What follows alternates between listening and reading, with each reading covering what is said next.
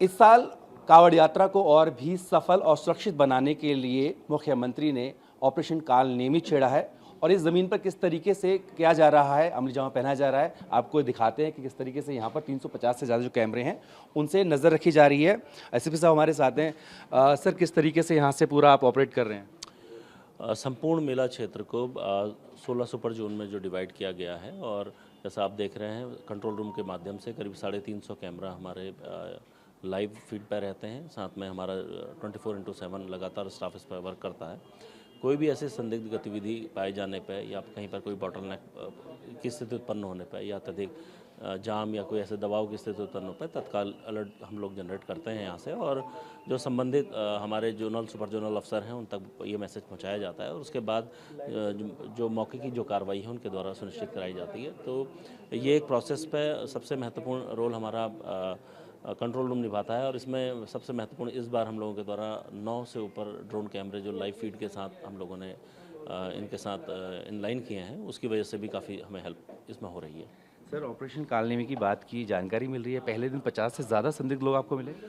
देखिए, माननीय मुख्यमंत्री जी का एक वृहद स्तर पर अभियान ऑपरेशन कालनेमी चलाया जा रहा है और हरिद्वार पुलिस में, क्योंकि एक इतने बड़े वृहद आयोजन में कई बार इस तरीके के लोग सम्मिलित हो जाते हैं जो अपना आवरण चेंज करके धर्म विशेष के बन के लोगों के साथ ठगी या बर्गलरी या चोरी जैसी घटनाओं को भी अंजाम देते हैं और इसके साथ ही दूसरे धर्म का जो एक तरीके से उसको नुकसान भी होता है। इसमें कई बार एक धर्म विशेष का नुकसान भी होता है।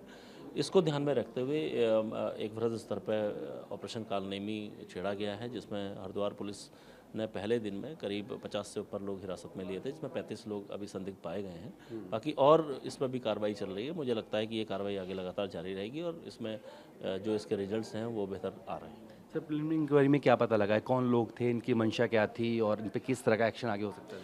देखिए, जैसा मैंने आपको बताया, कई लोग धर्म विशेष का आवरण ओढ़ के इस इतने बृहद आयोजन में पैसा कमाने के लिए चोरी चकारी बर्गलरी जैसी घटनाओं को भी करते हैं और इसमें एक आस्था का एक इतना बड़ा ये प्रतीक है जिसमें एक धर्म विशेष की आस्था भी कई बार हताहत होती है, आहत होती है।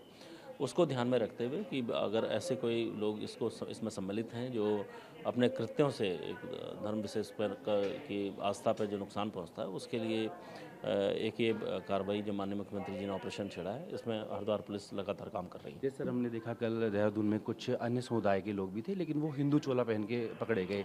तो ये जो आपने 50 पे एक्शन किया है, इनमें से कोई ऐसे लोग हैं? बिल्कुल, इसमें ऐसे लोग भी सम्मिलित हैं, उनको भी आइडेंटिफाई किया गया है और ऐसे लोगों के खिलाफ जो भी वैधानिक कार्रवाई है वो भी की जा रही है। जो सर देखने को मिल रहा है, कुछ जगह पर कुछ गावड़ियाँ हैं, वो तोड़फोड़ कर रहे हैं, लोगों से बहस कर रहे हैं, ट्रैफिक जैम कर रहे हैं, उन पर किस तरह का एक्शन आप सोच रहे हैं या फिर उनको किस तरह के आप सलाह दे रहे हैं कि ऐसा ना करें?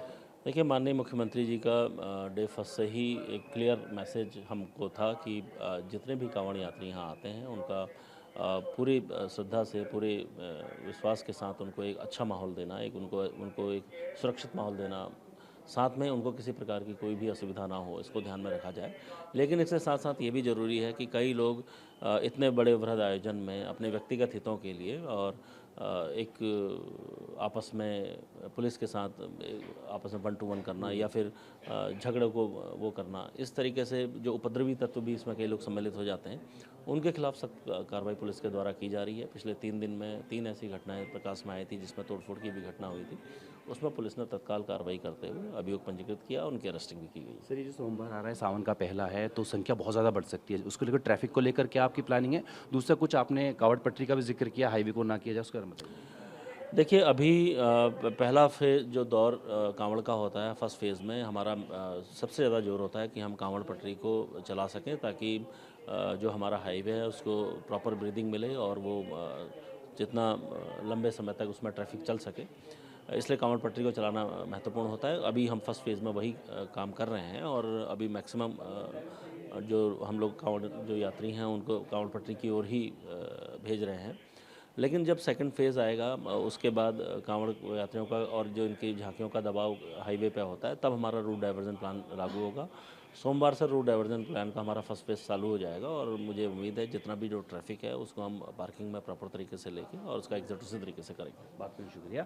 तो ऑपरेशन कालनेगी का असर दिख रहा है और बात करूं मैं हरिद्वार की तो 50 से ज़्यादा ऐसे संदिग्ध को पकड़ा जिनमें से 35 लोग जो हैं वो अभी भी हिरासत में। कोशिश यही है, मकसद यही है कि जो यात्रा है उसको पूरी तरह से सुरक्षित बनाया जाए।